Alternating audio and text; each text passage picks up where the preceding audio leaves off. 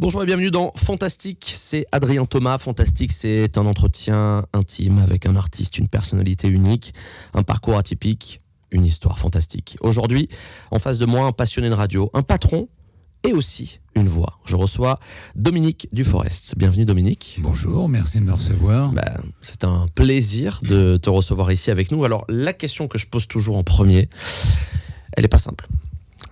Si on devait écrire la première ligne du CV de Dominique, qu'est-ce qu'on écrirait ? Alors ça, c'est une bonne question, étant donné que j'ai jamais fait de CV de ma vie. C'est une chance. Oui, c'est une chance. J'ai eu beaucoup de chance. Un amoureux de la musique, en général, qui sait jouer de rien. C'était ma question du coup. Oui. À mon plus grand désespoir. En plus, j'avais une grand-mère qui était premier prix du conservatoire de Lille, qui est quand même pas n'importe quel conservatoire. Ouais. Premier prix de piano. Et quand elle a voulu me donner les leçons, je devais avoir, 7 ou 8 ans, un truc comme ça, elle était très autoritaire. On l'appelait la générale. Ah oui, carrément. Et au bout de 3 ou 4 leçons, j'ai dit à ma mère, je veux plus les leçons avec mamie. Et donc, j'ai arrêté le piano au bout de 3 ou 4 leçons, et j'ai jamais rien rejoué depuis, et voilà, à mon grand désespoir. Mais quelques notions quand même. Oui, j'ai des notions, oui, bien sûr, mais qui n'en a pas. Donc, si on te met un piano devant... Non, je reste debout, mais... On peut jouer du piano debout. Hein. Oui, mais sans effet pour ce qui me concerne. Donc, passionné de musique. Sans effet agréable, en tout cas. Ah oui, d'accord. Avec quelques notes... Oui, passionné de musique, oui. Passionné de radio depuis presque toujours. Voilà, c'est déjà pas mal. C'est une belle ligne. En fait, artiste hein. Oui. Pour moi, un animateur de radio est un artiste, s'il fait bien son boulot, évidemment. Alors, il voulait faire quoi tout petit, Dominique ? Pour la question. Vraiment, au début, c'est le premier truc qui t'est venu de « Mais je veux faire ça, en fait. » Je crois que c'est la radio. Hein. Direct ? Ah ouais. Comment t'as découvert la radio ? Alors, non, journaliste. Je voulais être journaliste. Ah, mais où ? En télé, en radio ? Ou papier ? Journaliste. Journaliste, au sens large. Je lisais le journal de Tintin, le magazine des 7 à 77 ans. Et il y a eu à un moment un truc, je ne sais plus trop quoi, deviens petit reporter Tintin ou un truc comme ça. Et j'avais ma carte de petit reporter Tintin. Voilà. J'en ai pas fait grand-chose, mais voilà, oui, journaliste, mon premier métier. Et d'ailleurs, si j'avais tenu un commerce, c'eût été un magasin de journaux. Ah ouais ? Parce que j'adore les journaux. Ah ouais ? Je lis toujours un nombre de journaux grand consommateur de peu journaux. raisonnable. D'accord. Donc journaliste, le premier métier qui t'est passé par la tête. Oui. Qui a découlé ensuite vers tiens, la radio c'est pas mal aussi. C'est-à-dire que ma mère faisait de la télé. Ouais. Ma mère était productrice d'émissions de télévision. Alors productrice, pas au sens où on l'entend aujourd'hui. Elle était salariée de la chaîne, était d'ailleurs payée à la semaine. Ah oui. Et elle ne vendait pas l'émission. Elle produisait en ce sens qu'elle construisait l'émission que la chaîne souhaitait. Oui. Elle travaillait avec quelqu'un que tu ne dois pas connaître parce que tu es trop jeune, mais qui était Guy Lux. De nom. Et puis elle a même commencé dans les années 50 avec un monsieur qui a été un des premiers animateurs de la télévision qui s'appelait Jean Nohain. Ok. Voilà, qui a un nom perdu dans le passé, mais qui était le premier animateur d'une grande émission de télévision de variété qui s'appelait 36 chandelles. Et t'allais la voir des fois au boulot évidemment. Donc tu baignais déjà dedans. J'ai même joué dans une de ces émissions. Ah ouais. Ça va dire mon âge, mais en 1960. Ouais. Jean Nohain, qui était né en 1900, a fêté ses 60 ans à l'antenne, donc en 1960, évidemment. Et il a pris un certain nombre d'enfants qui étaient supposés représenter des personnes connues, nées comme lui en 1900. Et moi, je représentais un homme qui a été ministre des Finances en France, qui était resté très célèbre parce qu'il y a eu un emprunt qui portait son nom, qui s'appelait Antoine Pinet. D'accord. L'emprunt Pinet, voilà. Ouais. Et je représentais Pinet, j'avais une espèce de grande capeline, et j'ai retrouvé tout à fait par hasard ces images d'ailleurs. Ah oui. Mais en 1959, passer à la télé, c'était un truc de fou. Mais c'était, il y avait une seule chaîne. Ouais. Enfin, 1960, pardon. Il y avait une seule chaîne et voilà, c'était tout à fait étonnant. Donc tu allais la voir, tu as même participé à une émission. Voilà, donc, voilà. Toi déjà, tu te disais, c'est un monde qui t'est familier, quoi. C'est un monde qui me plaisait, oui, évidemment. Et qui t'a plu, forcément. Tu es né dans quel coin, toi, d'ailleurs ? À Paris, 14e arrondissement. Donc ta maman travaillait aussi à Paris ? Oui. Donc, un pur parisien. C'est plus simple, je pense, quand tu grandis dans le monde des... Enfin, j'allais dire, c'est plus simple en même temps. J'allais dire, le monde des médias, en dehors de Paris, est-ce qu'il existait vraiment ? Ben non. Et ouais, c'est ça. Tout se passait à Paris. La presse écrite, mais à part ça, non. Les médias, télé-radio, tout est à Paris. Rien, oui, il y avait Je sais même pas s'il y avait des radios... Si, il y avait Radio Monte-Carlo. Ouais. Et Radio Luxembourg, mais qui émettait depuis le Luxembourg. Ça devait être dingue. C'est le principe des radios périphériques. Oui. On les appelle périphériques parce qu'elles n'avaient pas le droit d'émettre depuis la France, ce qui était une situation totalement hypocrite, puisque RTL avait son locaux historiques de la rue Bayard, donc Radio Luxembourg devenu par la suite RTL. Radio Monte-Carlo avait un bureau à Paris près de l'Étoile, enfin des bureaux et des studios, mais les émetteurs se situaient hors de la France. Et Europe 1, quand Europe 1 s'est créé un peu plus tard en 1956, si je ne m'abuse, l'émetteur était à la frontière allemande dans une localité qui s'appelle Alouis. Ah oui. Donc, parce que légalement, il ne pouvait pas y avoir de radio privée en France. C'est une loi qui date de 1945, puisque avant la guerre, avant la Deuxième Guerre mondiale, il y avait des radios privées. Ce que je veux dire, c'est que ça devait être dingue d'avoir connu cette période où tu n'avais pas autant de radio, pas autant de chaînes de télé. Ah bah oui. C'est-à-dire qu'en fait, le choix était vite fait et que... c'est assez particulièrement pour la télé, puisqu'il y avait une chaîne. Non mais c'est dingue, je trouve, Moi, je trouve...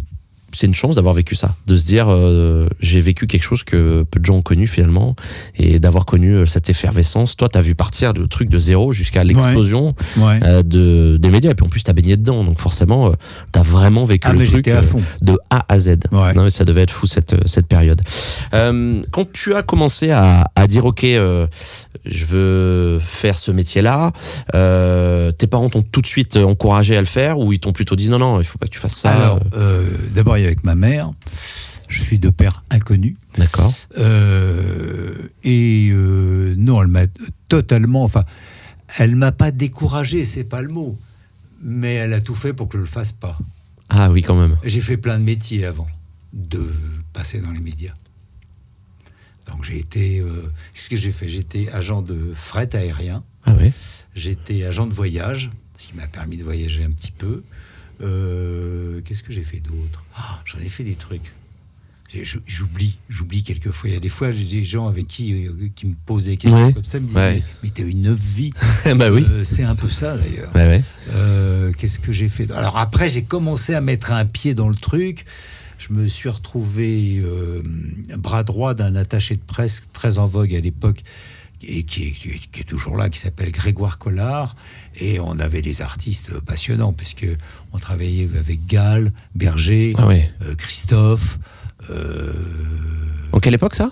Ça, c'est les années 70, au milieu des années 70. Ah oui, donc pas à l'époque Starmania, quand ça a vraiment... Juste avant. Juste avant, ouais. Michel avait commencé à écrire Starmania déjà quand je travaillais avec lui. Non, c'est l'époque des chansons de France, quand elle a commencé à travailler vraiment avec Michel. Comment lui dire, Samba Mambo, etc., etc. Elle a même fait une émission spéciale des Carpentiers qui était construite comme une comédie musicale, déjà. Donc tu as eu la chance de travailler avec des artistes quand même incroyables. Extraordinaire. J'adorais Berger, humainement parlant. C'était plus difficile. Ouais. Bon, elle avait des côtés absolument charmants, mais elle était plus difficile, oui. Ouais, mais moi je trouve ces artistes et Christophe, incroyables. Christophe, j'ai adoré Christophe. On est restés copains très très longtemps. Ouais, mais c'est quand même... T'as travaillé donc pour des gens qui ont marqué l'histoire de la musique. Oui. Et avec qui t'as des souvenirs personnels, puisque tu les as rencontrés, t'as travaillé avec eux. Oui. C'est ça aussi, moi je savais pas, ça c'est fou, c'est dingue ce truc. C'est marrant parce que ma mère faisait à l'époque une émission qui s'appelait Ring Parade. Ouais. Qui était avec Guy Lux, bien entendu, puisque c'était presque toujours avec Guy Lux. Non, pas presque d'ailleurs, toujours avec Guy Lux. Et donc c'était un espèce de hit parade télévisé qui avait lieu qui était diffusé le dimanche midi et demi ou un truc comme ça. Et comme ça marchait très fort pour Michel et France, donc j'allais les chercher chez eux à Porte d'Auteuil, enfin pas très loin de la Porte d'Auteuil. Et je me souviens de Michel m'accueillant, me dire bon, qu'est-ce qu'on fait ? Et je dis Ring Parade, que tout le monde voulait faire, parce que c'est une émission qui faisait vendre. Et Michel me répond encore. Voilà. Oui, encore. Ouais, bah Ça, oui, c'était encore. Michel. Désolé. Donc, suite à ça, avec toutes ces vies-là, t'as toujours pas ton premier pied dans la radio, si je me trompe pas. Non, je fais un autre pas dans la musique. Je me retrouve directeur artistique, bon c'est très pompeux de dire ça, d'une édition musicale. Ah. Alors l'édition, c'est un métier légèrement différent du disque. L'éditeur, son boulot, c'est de faire vivre les chansons. Ouais. L'artiste signe chez l'éditeur et l'éditeur se charge que la chanson vive. Et c'était Unité d'Artistes France, qui n'existe plus, qui a été rachetée depuis. Bon, il y avait de gros moyens, étant donné que, par exemple, c'était la musique de tous les James Bond, en exclusivité. Oui. C'est-à-dire qu'à chaque fois qu'un James Bond passait, on touchait sur la place de cinéma. Enfin, pas moi. Oui, la boîte d'édition. Ouais. L'édition. Et mon rôle, c'était de faire prospérer les artistes français ou de placer des chansons anglo-saxonnes qui faisaient partie du catalogue à des artistes. C'est-à-dire que, par exemple, si tu connais un peu la country, il y a une chanteuse qui s'appelle Crystal Gale qui avait fait une chanson qui s'appelait Don't It Make My Brown Eyes Blue et que j'ai placée à Mireille Mathieu. D'accord.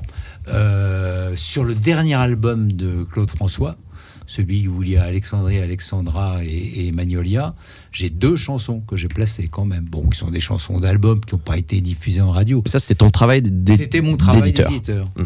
Puis faire travailler les petits groupes, essayer de les placer dans les maisons de disques, etc. Ouais. etc. C'est ça mon job. Ok. Donc c'était un autre pas dans la carrière artistique.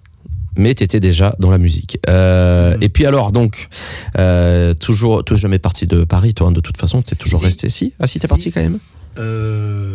T'as quitté la capitale. Alors, ma mère, quand l'étoile de Jean Nohain des années 50 a commencé à décliner, a eu une proposition à Biarritz pour s'occuper de la discothèque du Casino, parce que c'était le début des discothèques. Régine venait de lancer ça, etc. Ouais. Donc elle a accepté et on a été vivre 3 ans à Biarritz. D'accord. Sympa. Ah bah une des périodes de ma vie que j'ai préférées. Ouais, tu m'étonnes. J'étais au lycée à Biarritz, parce qu'on disait lycée, collège, ça n'existait pas. Le collège, c'était privé, c'était des établissements privés à l'époque. Quand tu étais en 6e, tu étais au lycée. Donc lycée dans un parc. À partir de la 2e année, j'étais pensionnaire, parce que j'avais un peu fait le con la première année. Parce que ma mère faisait des allers-retours avec Paris parce qu'elle commençait à travailler avec Guilux en même temps, plus la boîte. Wow. Et voilà, donc 3 ans à Biarritz, donc des années de bonheur total. Tous les deux. Non, je vivais. Alors, c'est compliqué, je peux raconter ma vie, mais enfin, je vivais avec mon cousin. D'accord. Que ma mère avait pris, etc. Parce que la mère de mon cousin avait des difficultés. Elle était dans le nord de la France. Bon, vous étiez à 3. Il avait 50 plus que moi et un peu mon grand frère. D'accord, ouais. Donc tu avais quand même quelqu'un en plus de ta maman. J'étais pas seul, on n'était pas en tête à tête. Parce que je me dis, si elle bossait la nuit en club, du coup, en discothèque, forcément, t'allais peut-être pas en club à cette époque, toi. Non, mais j'y si, t'y allais quand même si t'avais pas le droit. J'ai été... les clubs étaient interdits aux moins de 18 ans et un week-end où j'étais seul, j'étais dans une boîte de Biarritz qui s'appelait, je crois, le Dundee. Ouais. Et je suis sorti, il était 2h du matin et il y avait les flics dehors. Donc j'étais au commissariat. En plus, on était ils t'ont arrêté ? Ils m'ont voulu me faire un peu peur. Ouais. Comme en plus j'habitais au-dessus du commissariat, c'était facile. Oui, c'est sûr. Et bon, ils ont su qui j'étais, le fils de Madame Duforest qui tient le club. Donc ils m'ont un peu chauffé, mais pas méchamment. Ah oui, d'accord. Voilà. La seule fois où tu veux sortir, tu te fais choper. Non, c'est pas la seule fois. Ah bon, d'accord. Parce que si c'est la seule fois que tu te fais choper, c'est pas de chance. Non. Et donc, est-ce que c'est ça qui t'a donné par la suite envie de, toi aussi, gérer des discothèques, puisque non, ça a été le hasard total. Mais comme quoi... Ah, mais c'est... alors, c'est vraiment frappant. Je ne veux pas faire du psy à 2 balles, mais ma mère tient la boîte du Casino pendant 3 ans à Biarritz. Et 30 ans plus tard, ou environ 25 ans plus tard, je ne sais plus, enfin bref, on s'en fout, je me retrouve à gérer les boîtes de Casino à La Baule et à Cannes. Ouais. Parce que... Sans aucun lien, finalement, entre les deux. Mais aucun. C'est ça. Aucun. Ça n'avait rien à voir. C'est une opportunité que tu as eue. Il se trouve, si tu veux l'histoire un tout petit peu détaillée, que bon, j'avais toujours eu un peu une aisance au micro et que j'avais une copine qui avait un magasin à La Baule, un magasin de fringues pour dames. Ouais. Et autour de la piscine de l'hôtel Hermitage, qui est un des principaux palaces de La Baule et qui appartient à la chaîne Barrière, il faisait des défilés le dimanche. Et elle m'a dit, tu veux pas m'animer le défilé? Et donc le dimanche, je venais et je faisais, voici la tenue machin, etc. Bon. Ben, je faisais ça pas trop mal. Et les directeurs locaux de la chaîne Barrière m'ont remarqué. Et ils avaient des difficultés avec une des boîtes à La Baule qui s'appelait le Tropicana. Ouais. Et en fin de saison, ils m'ont dit, est-ce que vous voulez vous occuper du Tropicana la saison prochaine? J'ai dit ça à mon épouse qui était bauloise. Elle a vu l'opportunité de vivre à La Baule, au moins pendant tout l'été. Et j'ai dit oui. Il se trouve que j'ai cartonné, ça a très très bien marché, parce que j'ai fait des trucs un peu innovants. Et à la fin de la saison, j'ai déjeuné avec Lucien Barrière, que je vénérais. C'était un type que j'aimais beaucoup, avec son épouse Martha, qui était extrêmement drôle. Et à la fin du déjeuner, il m'a dit, est-ce que vous voulez prendre Cannes? Pareil, je dis à ma femme, ma femme a vu l'opportunité de vivre l'été à La Baule, l'hiver à Cannes. Oui, à un moment. À ton avis? J'ai dit ok. Et voilà, comme ça, je me suis retrouvé à vivre la nuit. Donc, combien de temps tu as été un oiseau de nuit? 3 ans. 3 ans. Tous les week-ends? Enfin, même peut-être plus d'ailleurs, c'était peut-être ouvert. Non, alors La Baule, l'été, c'était ouvert tous les soirs. Ah oui, c'est ça. Sans le jour de congé. Et à Cannes, c'était ouvert tous les soirs, sauf le dimanche. Ça a été une opportunité pour toi aussi, la nuit, de rencontrer peut-être des gens qui t'ont suivi par la suite? Ou qui t'ont donné des mains tendues? Alors, la nuit n'est pas un milieu intéressant. C'est un milieu où on ne se fait pas vraiment d'amis. On se fait des copains éventuellement, des relations, mais pas vraiment d'amis. Je n'ai pas vraiment aimé vivre la nuit. C'était amusant au début. Ouais. On faisait ce machin, etc. Bon, bref. La musique, tout le temps. Les problèmes à gérer. Les problèmes. Alors, pas trop, étant donné qu'à chaque fois, j'étais dans un casino. Et dans un casino, il y a toujours des flics. Oui. En civil, qu'on ne voit pas. Ah oui. Mais j'étais protégé, en quelque sorte. J'ai eu 2-3 trucs un peu embrouilles. Un à La Baule et un à Cannes. 2 à Cannes, qui étaient un peu effrayants. Ouais. Il y avait une bande que j'avais refusée et qui sont venus me voir un soir en me disant, on sait où t'habites, on sait où ta fille va à l'école, c'est ça. Donc ça, c'est un peu chaud quand même. Ouais. Et à La Baule, c'est un mec un peu fou qui était là alors que le personnel était déjà parti, quoi. Le mec était... je me suis retrouvé en tête à tête avec lui et son cousin, qui étaient là tous les deux. Et son cousin me dit, machin, il sort de l'hôpital psychiatrique. Je dis, d'accord. Et il m'a fallu 1 heure de calme et de patience pour leur dire de rentrer chez eux. Waouh, la pédagogie, quoi. La pédagogie. Ouais. Et une fois aussi à Cannes, j'ai eu des mecs qui étaient enfouraillés, comme on dit. Donc ça existait déjà, les gens fous à l'époque. Et oui. Et d'ailleurs, je me souviens, ils sont arrivés, costard, jolie nana, plutôt bien habillée, etc. Et puis il y a un bon client qui vient me voir, il me dit, dis donc, les mecs qui sont venus là, ils tournaient autour de ma gonzesse, j'ai été le voir, et le mec, il a ouvert sa veste, il m'a montré qu'il était enfouraillé. Ah, j'ai dit, bon. Donc j'ai discrètement appelé la brigade de nuit, qui me connaissait, puis Casino Barrière, tout ça. Ils sont venus, et là, il y a eu un mouvement, les mecs ont bougé, etc. Et puis, il y en a un, au moment de sortir, il a poussé le flic, et ils sont partis en courant, et il y a eu poursuite en voiture autour de la Croisette. Et le lendemain, les flics m'ont dit, t'as eu de la chance, parce que c'est des barges. Les mecs, ils peuvent tirer n'importe quand. Ah ouais. Donc, voilà. Ça fait flipper, hein. Ouais, c'est pas les moments les plus agréables de ma vie. Mais c'est parce que j'allais aussi te dire, est-ce que la nuit a beaucoup changé? Là, ce que tu me dis, je me rends compte que non, parce que ça existe encore malheureusement ce genre de cas et des gens dingues. Il y a surtout de moins en moins de boîtes. Il y a beaucoup de boîtes qui ont fermé, bien évidemment. Le monde a changé. Depuis 20 ans, il se ferme 1 boîte par semaine en France. Non, mais c'est hallucinant. Puis le Covid n'a pas aidé. Ça n'a pas aidé, c'est sûr. Et l'arrêt de la clope non plus. Oui. Parce qu'il y a eu un truc assez... Enfin, rigolo. Bon, moi, je ne l'ai pas vécu, mais je sais qu'ils ont eu des problèmes d'odeur. Ouais. Parce qu'on danse, on transpire. Ouais. Et quand on est 500 à transpirer, ça commence à faire chaud quand même. Plus d'odeur de clope, mais des odeurs de transpi, ouais. C'est ça, parce que la clope couvrait. Ouais. Ouais, c'est vrai. Mais, moi, quand je rentrais de boîte, je mettais mes fringues dehors. Oui, j'ai connu ça aussi. Le t-shirt. Moi, j'étais en costard, j'étais casino quand même. Ouais, donc la chemise. Donc oui, c'est vrai que le monde a beaucoup changé. Tu sors plus du coup, hein? Non. Et puis bon, j'ai commencé à picoler aussi. Parce que les mecs qui tiennent des boîtes et qui picolent pas, c'est vraiment des exceptions, c'est vraiment des phénomènes. Il y en a de plus en plus. Alors, le seul que je connaisse personnellement, c'est Jean Roch, qui tient les VIP. Lui, coca. Point.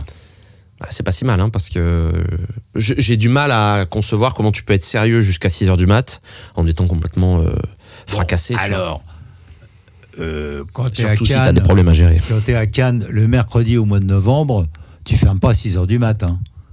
À 2h, l'affaire elle est pliée. Ah ouais? Ça va alors, ça va. Ah bah ouais. Après, bon, il y avait les moments importants, il y avait le Midem, il y avait le festival, il se passe plein de trucs à Cannes, tout le temps, des salons, etc., qui amènent du monde. Ouais. Donc oui, ça, il y a des trucs qui ont pas changé. Mais donc tu as suivi quand même, c'est marrant, l'évolution des clubs. Tu regardes un peu ce qui se passe encore, tu vois bien qu'il y en a plein qui ferment et que la tendance a changé. Maintenant, c'est les complètement. bars. Et les bars, exactement, qui ferment de plus en plus tard et qui ont fait beaucoup d'ombre aux discothèques. Bon, et les discothèques sont responsables. Alors, il y a plusieurs choses. Les discothèques sont responsables à cause des prix pratiqués, qui étaient quand même absolument indécents. Bon, moi, c'était très cher, mais c'était la boîte du casino, c'était pas tout à fait pareil, mais oui, c'était quand même indécent. Oui, ça s'adressait peut-être à une certaine clientèle. Et puis, il y a surtout les contrôles routiers. Aussi, ouais. Pour les boîtes qui sont en campagne. Il n'y en avait pas avant? Beaucoup plus rare. Est-ce qu'il y avait plus d'accidents? Oui. Forcément. Moi, j'ai connu une époque où sur les routes de France, il y avait 15 000 morts dans l'année. Ouais. On en est autour de 3 000. Donc ça a eu quand même du sens. Ah bah oui, évidemment que ça a eu du sens. Tout le monde, il y en a beaucoup qui en parlent de ça, qui pareil, dans ma famille. Ouais, à notre époque. Ouais, mais à notre époque, on faisait des conneries. Voilà, c'est ça. Ouais. On en fait d'autres maintenant, mais bon. C'est via ton réseau, toi, de discothèque, que tu as eu ton premier contact avec la radio? Pas du tout. Enfin, pas du tout. Bon, d'abord, la radio, j'ai toujours écouté. Oui, tu as toujours été un auditeur. Toujours. Je me souviens, j'avais une tante, ma grand-tante, la sœur de ma grand-mère, qui vivait à la campagne, en Charente-Maritime, qui n'avait pas la télévision, qui ne voulait pas de télévision. Et le soir, elle écoutait, et je vois encore la scène, parce qu'on était dans le noir, les fenêtres grandes ouvertes, c'était l'été, il y avait les étoiles, parce qu'à la campagne, bon, on voit le ciel. Et elle écoutait un truc qui s'appelait Les Maîtres du Mystère. Moi, j'étais gamin, mais j'étais fasciné par les Maîtres du Mystère. Après, quand j'ai grandi, quand je suis devenu ado, j'écoutais Salut les copains, j'ai découvert les Rolling Stones, j'ai découvert les Beatles, etc. Ma mère a fait faire sa deuxième émission de télé à Johnny. Voilà, j'ai évolué, mais j'écoutais beaucoup la radio. La radio de l'imagination, la radio non filmée. Ouais. La radio où on invente un visage à la voix qu'on entend. Ouais, c'est fou ça. C'est ce que je préférais d'ailleurs. Et donc, voilà, pour comment je suis venu à la radio. Ouais, ton premier contact, ouais. Il se trouve que quand j'ai arrêté la boîte, j'ai arrêté parce que à cause de la picole, mais il faut que tu arrêtes. Ah oui, tu sentais vraiment que c'était trop.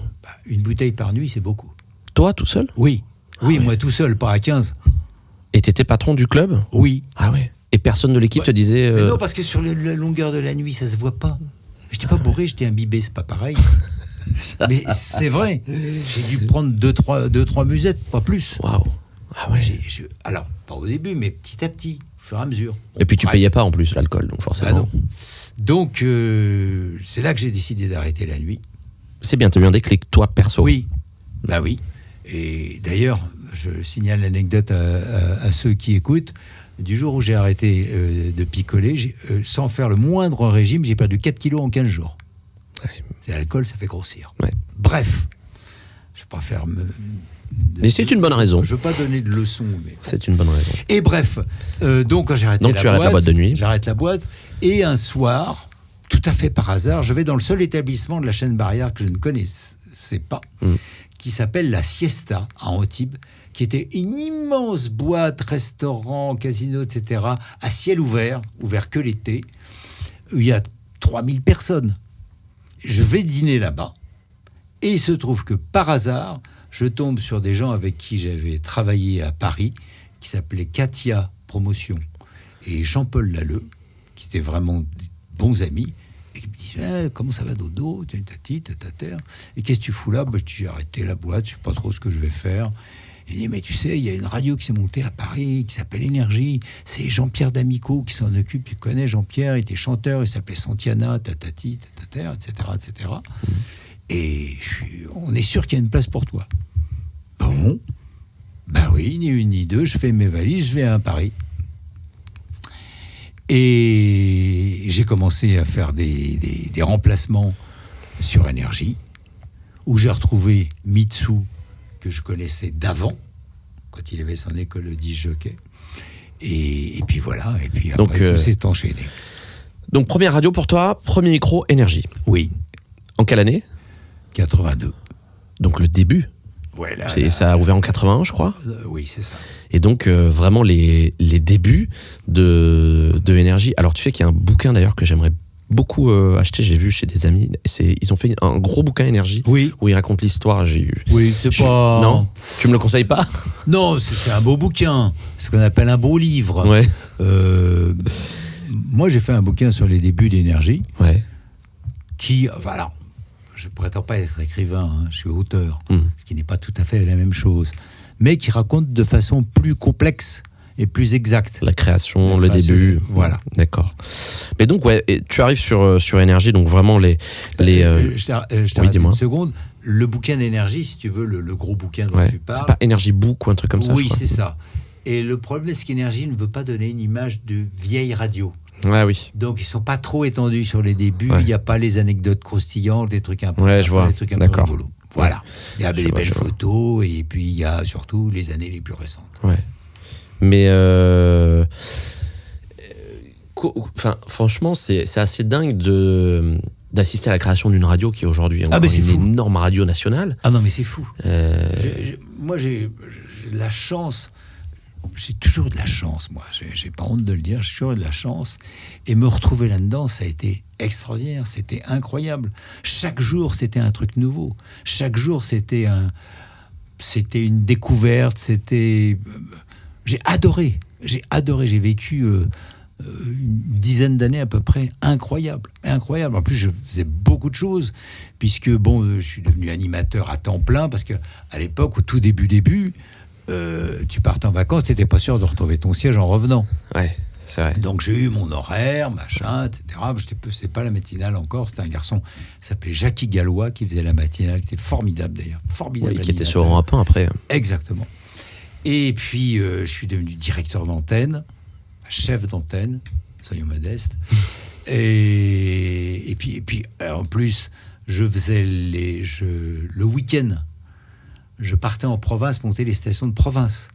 C'est-à-dire qu'il n'y avait pas le satellite encore. Donc ils montaient déjà des stations en dehors de Paris? Assez vite. Ah ouais. À partir du moment où on a été avenue d'Iéna. D'accord. Quand on est passé de Télégraphe, qui était le lieu historique des débuts, 82, 83, et je crois qu'on est passé avenue d'Iéna en 84, un truc comme ça. Et donc le week-end, on rachetait des stations. On n'avait pas le droit de racheter la fréquence. La fréquence, c'est un truc d'État qui est concédé. Oui. Donc, Énergie rachetait des radios. Et moi, je descendais le week-end. Et en 48 heures, je transformais une radio lambda en Énergie. Ah oui.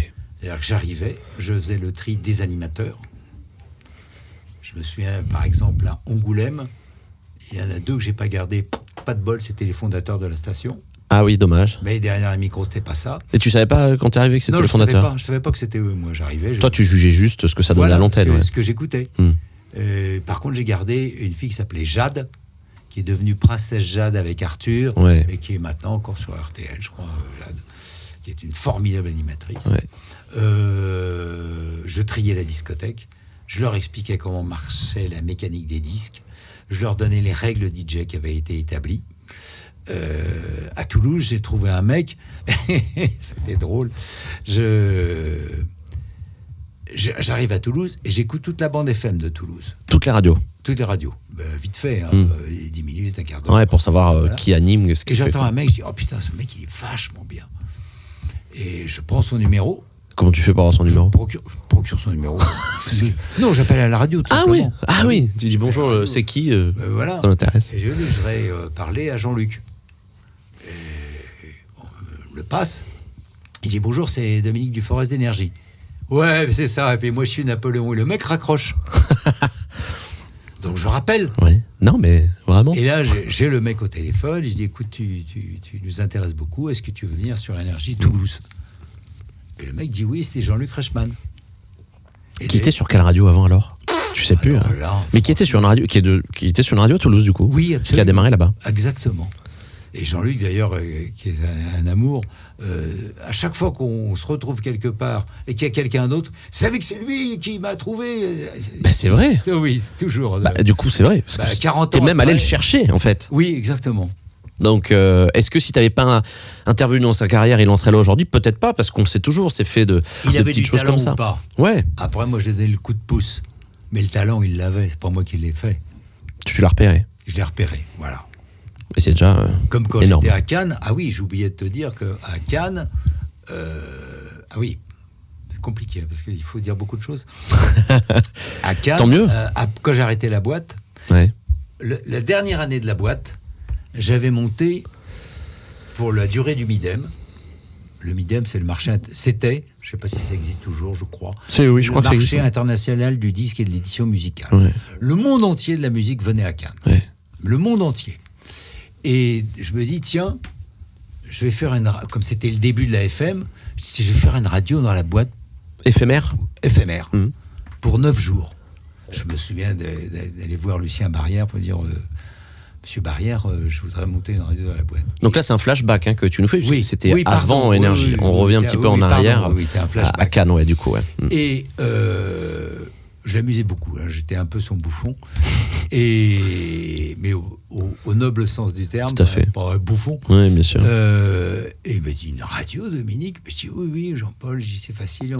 Je peux avoir un émetteur, machin, tatati, tatater. Et je monte. La boîte s'appelait le Jackpot, Radio Jackpot. Ouais. Avec mes serveurs, on va dans la nuit, partout, coller des affiches, Radio Jackpot, la fréquence. Un carton. T'as eu une fréquence et tout ? Oui, bien sûr. Oh, waouh. Un carton. Mais vraiment un carton. Avec le studio dans le... Ouais. Et puis le soir, à partir de 22h30, quand la boîte ouvrait, on diffusait la musique de la boîte. C'était fou. Les gens, ils arrivaient avec la voiture. Il y avait une espèce de passage comme ça pour déposer la voiture très chic à l'américaine. Ils sortaient de leur voiture, ils étaient avec la musique de la boîte. Ils rentraient dans la boîte, ils avaient la même musique. Ils dansaient en rentrant, quoi. C'était magnifique. Et cette même année, j'ai fait les 40 ans de RTL dans ma boîte. Gros gâteau, machin, tout le bazar. Et Yann Egan qui animait une émission. Et Bernard Lenoir de France Inter qui animait une émission. Tout ça dans ma boîte, tout ça pendant le midi. Ah ouais, tu t'amusais en fait. Un truc de fou. Ouais. Donc, quand je termine la boîte, il y a un type qui avait monté une radio au Port Conto, qui est le 2e port de Cannes, et radio qui portait un nom qui lui allait très bien, ça s'appelait Radio Galère. Ouais. Et bon, il me dit, est-ce que tu veux bien t'en occuper, etc. Je dis oui, bien sûr, avec plaisir. Je m'occupe de cette radio. Je suis même pas sûr que j'ai été payé. Et un jour, il y a un petit mec qui arrive, il y a un mec qui arrive et qui me donne une cassette. Je dis, ouais, je suis animateur, je travaillais déjà sur, comment ça s'appelait à l'époque, France Bleu, pas France Bleu, ça s'appelait France je sais plus trop quoi, avec le nom de la région. Ouais. France Côte d'Azur, enfin bref, on s'en fout. Et j'écoute, j'étais à l'antenne cet après-midi, c'était Nagui. Voilà, donc, Reichmann, Nagui, mes deux, alors découvertes avec 12 000 guillemets, mais j'ai une histoire avec eux. Quoi. Ouais. T'as été là à un moment important aussi de leur carrière, je pense. Ouais. Ça, j'avais entendu ça, effectivement, que t'avais eu un rôle à un moment dans leur carrière. Mais comme quoi, voilà, et tu les as connus vraiment au début, et puis je pense que tu dois être fier de ce qu'ils sont devenus aujourd'hui. Ah bah, le mot est faible. Et donc, retour sur Énergie, donc 84. Donc tu montes les stations un peu partout. Je fais toutes les interviews de personnalités. Voilà, et la nuit, je fais des briques, quoi.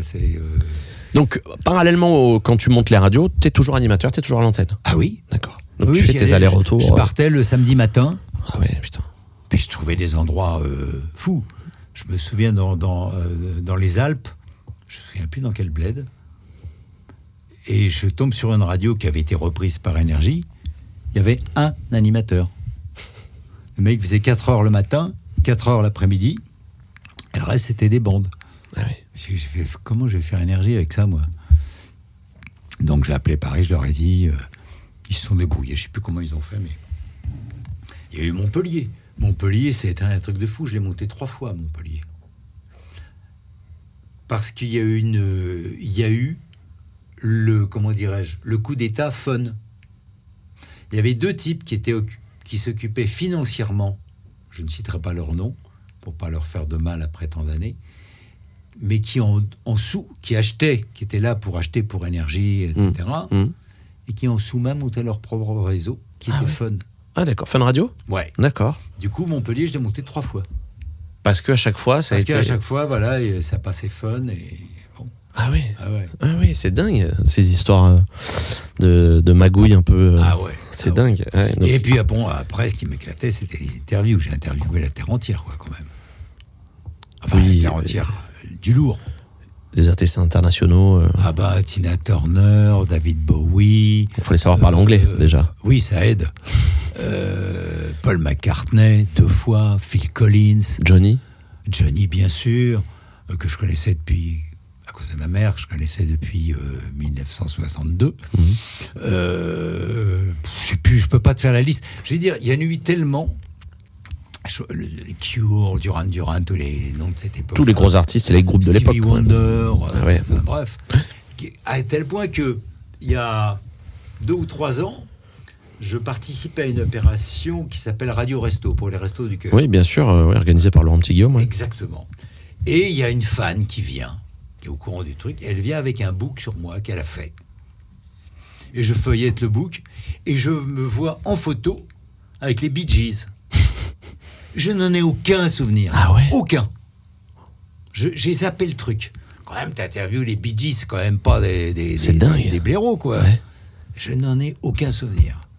Je me souviens bien de Cure, parce qu'ils m'avaient emmerdé. Je me souviens de plein, Simple Mind, Jim Kerr, le chanteur. Mais les Bee Gees, non. 0. C'était peut-être fade, l'interview, non? Franchement, ou t'avais la tête ailleurs à ce moment-là, peut-être. Barry White, j'ai adoré Barry White. C'était... Non, j'ai pris du plaisir. Donc ça, c'était une belle aventure aussi pour toi. En plus des fonctions que tu avais en dehors de l'antenne, le taf à l'antenne. Je dormais pas beaucoup. Ouais, voilà. Mais comme on dit, la passion, fait vivre. Oui. Ça, c'est sûr. Donc t'as été intervieweur. T'avais une émission spéciale pour les interviews à toi que tu incarnais. Alors, les interviews étaient événementielles.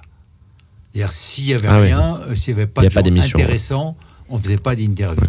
Et sinon, j'intervenais dans l'émission de mon camarade Marc Scalia. C'était toujours 18-19 heures. Tu étais l'intervieweur, c'est toi qui faisais l'interview. Donc tu préparais tes questions. Ah, je travaillais beaucoup. Ouais. T'étais tout seul à préparer tes trucs. Oui. C'est toi qui étais en charge de ça. Mais c'était toi le responsable des interviews, personne d'autre. Oui. C'est beau, ça, c'est une belle tâche. Honnêtement, c'est un peu grâce à l'anglais. C'est aussi grâce à l'anglais que... T'as appris tout seul l'anglais ? Non, j'ai appris à l'école et puis j'ai eu une chérie américaine quand j'avais 18 ans et un de mes meilleurs potes était américain. Donc t'avais pratiqué quand même, oui. Voilà. Et oui, c'est comme ça que je suis devenu directeur d'antenne parce qu'un beau jour, Max Guazzini, qui était directeur général après l'éviction de Jean-Pierre D'Amico, Max m'appelle et me dit tu vas voir arriver un mec, c'est un consultant américain qui s'appelle Ted Ferguson. Ah bon, on voudrait que tu vois avec lui parce qu'il ne parle pas du tout français ou très peu. Et voilà. Et donc, comme Ted est arrivé, il nous a inventé, il avait déjà des techniques radio, il avait déjà managé d'autres stations. C'est moi qui ai adapté les règles DJ en français et Ted est devenu un copain, on est toujours en relation d'ailleurs. Et donc, par la force des choses, comme je connaissais le mieux les règles, que j'étais un tout petit peu plus vieux que les autres, je suis devenu directeur d'antenne. Voilà. Donc, dans la logique encore des l'anglais. Dans cette période-là, raconte-moi ce que c'était, parce qu'il y a un moment dans ta carrière où tu es sur TV6. C'était quoi TV6 ? Alors TV6, c'était une chaîne musicale qui a existé avant M6. C'est une histoire politique. C'était avant des législatives, 86 ou un truc comme ça. Et Mitterrand, sachant qu'il avait eu beaucoup de succès avec la jeunesse, avec la libéralisation des ondes FM, se dit je vais refaire le coup avec la télé. Ah ouais. Et c'est comme ça qu'il attribue la 5 à Berlusconi et la 6 à un groupement qui regroupait Publicis, Énergie, Pathé, je crois, les cinémas. Et je ne sais plus qui était le 4e actionnaire. Ouais. Et on monte cette chaîne de toutes pièces. Donc on pompe un peu MTV, on fait un peu genre de MTV. Mais il n'y avait pas d'animateur. La chaîne, ça a été moi pendant 3 semaines. Je n'étais pas à l'antenne. Je montais des boucles de clips. Ah ouais. Qui étaient diffusées non-stop. De 20 minutes. Et on changeait les 20 minutes toute la journée de façon à ce que ça soit un peu différent. Et puis au début, les clips, les maisons de disques s'en occupaient pas du tout. Moi, je me souviens très très bien, c'était un hiver où il avait fait très froid, il y avait beaucoup de neige. J'avais envoyé ma chérie de l'époque dans les maisons de disques récupérer les clips, mais il y avait des fois, elle devait descendre à la cave pour avoir les clips. Wow. Il y avait juste un truc de clip qui avait lieu sur France 2, Antenne 2 à l'époque, qui était Bonsoir les clips, qui devait être diffusé vers minuit, un truc comme ça, un horaire obscur. Et donc je me souviens, j'avais un grand bureau, ça n'a pas duré, mais j'avais un grand bureau, parce qu'après la pièce a été divisée, et je voyais les coursiers arriver, les bottes pleines de neige, avec des trucs de clips qu'il fallait que j'aille faire copier pour rendre les originaux à la maison de disques. Enfin, c'était tout un merdier. Wow. Et puis, on a fait un concours, on a lancé une espèce de concours de VJ, vidéo jockey, avec Max. Et je me souviens, avec Max, c'était rue Beethoven, dans le 16e, pas très loin du métro aérien, au pont de Birakem, tu vois, à peu près. Et dans une petite rue. Et on lance ce truc, et on a 200, 300, 400 personnes qui se présentent pour les VJ.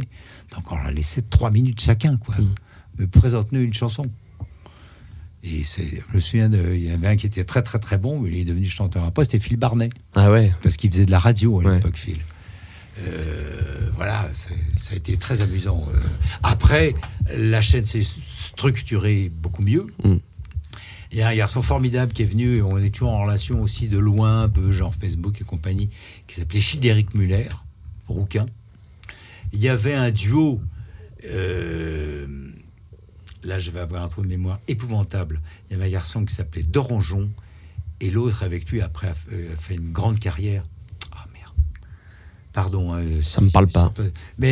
Mais si, ça te parle. Il est mort, et coq, machin, plein d'émissions de télé. Jean-Luc Delarue. Jean-Luc Delarue. Delarue et Dorangeon qui faisait une émission sur les médias. Ouais. Bref, la chaîne s'est structurée. D'accord. Et puis les élections législatives, ça faisait 1 an qu'on existait. Ouais. Les élections législatives ont eu lieu et Chirac a attribué la chaîne à ses amis de Métropole Télévision, qui était une émanation de RTL. Et qui est devenu M6. Voilà, qui est devenu M6. Métropole Télévision, le M vient de Métropole Télévision. D'accord. Ok, donc TV6, petite aventure. Petite aventure très amusante. Ouais, voilà. Très amusante. Toujours avec ta chance, puisque c'était une chance aussi d'assister à la création d'une chaîne de télé. Donc ensuite, tu rejoins RMC. T'étais plus sur Énergie à l'époque, ou aussi t'étais quand même un peu sur Énergie ? Non, je pouvais pas être sur les deux. Donc t'as fait TV6. Non, alors TV6, c'était en même temps qu'Énergie. Voilà. Et après... Je me souviens d'une journée, pour te dire quelles étaient mes journées. Une journée où j'ai fait ma matinale, 6h, 10h. Ouais. Après, j'étais dormir 1 heure. Puis après, j'ai fait mes fonctions de chef d'antenne. Ouais. Puis après, j'avais l'interview radio de Eurythmics. Puis après, j'avais l'interview télé de Eurythmics que j'ai enchaîné. Donc, il est à peu près 20h, voire 21h. Et j'avais promis à un vieux copain qu'ouvrait une boîte à côté de Tours que je viendrais animer son ouverture. Et il m'envoie voiture avec chauffeur. Oh putain. Ah oui. Et donc je me suis couché le lendemain à 4h, 5h du matin. J'ai presque fait 24 heures non-stop. Donc c'était mon rythme de vie à l'époque. Et donc après, j'avais fait le tour un peu d'énergie. Ouais, après combien d'années ? Après presque 10 ans. Donc, puis je sentais, tu sais, tu sens le truc, tu sens que le vent tourne. T'étais pas indéboulonnable ? Non, en mode personne n'était indéboulonnable. En mode, il est là, personne va le virer, jamais. Non. Donc, comme j'avais pas envie de ça, il se trouve que mon excellente camarade, qui a été pendant longtemps bras droit de Max Guazzini, qui s'appelle Nathalie André, était devenue directrice de la programmation musicale de RMC. Qui diffusait de la musique, du coup ? Ah bah oui, à l'époque, c'était pas le RMC d'aujourd'hui. Ah ouais, c'était une généraliste, comme RTL ou comme Europe 1 était. C'était, qui diffusait de la musique. Et en plus, le directeur des programmes, c'était quelqu'un que j'adorais et avec qui j'étais pote, c'était Yves Morosi. Je sais pas si le nom... De nom, ouais. Et donc, je lui dis, Yves, Nathalie, je l'appelle, elle me dit, bien sûr qu'il y a de la place pour toi. Et me voilà à RMC. Donc tu quittes Énergie. Et en plus, tu parlais au début des radios où il n'y en avait pas beaucoup, etc., qui étaient en grandes ondes, ce qui n'existe plus aujourd'hui. Ouais. Je rêvais de m'entendre en grandes ondes. C'est con. Mais parce que c'est une mauvaise réception, c'est une mauvaise qualité. Et donc, je me retrouve sur RMC. Alors, Yves me balance un titre pompeux de consultant au programme et une émission quotidienne d'1 heure qui s'appelait Rock MC, de façon très astucieuse. Et là où je faisais des interviews tous les jours, et là, je pouvais avoir un éventail beaucoup plus large. Là, tu avais ton émission. Là, j'avais mon émission d'interviews. Enfin, je ne faisais pas que des interviews, mais c'était quand même axé sur l'interview. D'accord. Et là, j'ai reçu des gens que j'aurais jamais pu recevoir sur Énergie. J'ai eu Yoko Ono, Maurice Béjart. Oui, beaucoup plus généraliste. Ouais. Oui, alors, le jour où Morosi m'a dit la semaine prochaine, t'interviews Béjart. Je dis, mais Yves, je connais rien à la danse. Tu t'es merde. Et j'ai acheté un bouquin sur Béjart, un bouquin absolument incroyable, énorme, que j'ai toujours d'ailleurs, qui était magnifique. Et j'avais peur de lui. Ah bon ? Je sais pas si tu vois Béjart physiquement. Il avait un côté un peu diabolique au niveau de l'aspect. Et il t'impressionnait Il a été absolument charmant. Ça a été un bonheur total. Non, vraiment, j'ai eu, encore une fois, beaucoup de chance, et ça... Ah oui. Voilà. Maurice Béjart, qui fait un peu peur. Ouais. Voilà. D'accord, je vois. Donc là aussi, ça a été une aventure absolument incroyable. Donc RMC, 2 ans après, t'enchaînes pas mal, tu fais M40, tu fais RTL 1, RTL 2, puis tu reviens à Énergie. Alors dans le groupe, oui. Pas Énergie, non, pas Énergie la radio, parce que j'étais trop vieux. Qui a eu le temps de monter un groupe, du coup. Le groupe, il était déjà monté quand je suis parti. Hein. Ah ouais. Il y avait déjà. Ils avaient déjà d'autres radios. Il y avait déjà Chérie FM. Ah d'accord, ok. Je sais plus. Paris Ré Chanson. Je sais pas si le rachat de Nostalgie a eu lieu pendant que j'étais là. Oui, parce que c'est pas eux qui ont monté les radios. Première époque. Non. Ils ont racheté. Oui, ils ont racheté Nostalgie, qui était à vendre à un moment. Et voilà. Bref, oui. Donc tu reviens dans le groupe. Je reviens, c'est le groupe, et puis c'est la rue Boileau. C'est le déménagement a eu lieu avec les locaux actuels. Leur building. Ouais. Et voilà. Et puis. Qu'est-ce que tu viens faire à ce moment-là dans le groupe ? Je viens faire un petit truc sur Chérie FM que me propose. Ça y est, j'ai oublié son nom. Et puis alors Chérie FM, à l'époque, je sais pas, quelqu'un qui était à la direction d'antenne ? Ouais. Bon, on va dire, la direction d'antenne te propose. Oui, voilà. Un truc sur Chérie FM, plutôt assez sympa, sur la vie parisienne et tout ça, donc c'était assez amusant. Une émission ou une chronique ? Non, une émission. Une émission. Une émission de 2 heures. Ok. J'avais des chroniqueuses. En quotidienne ? Ouais. Ah oui. J'avais des chroniqueuses, tout ça. Bon. Ok. Et puis ça correspondait à un décrochage régional. Et de ce décrochage régional s'arrête, pour une raison X ou Y dont je ne me souviens pas. Parce que j'ai fait beaucoup de choses, donc j'ai des trous par moment. Hein. C'est normal, attends. C'est un peu mité tout ça.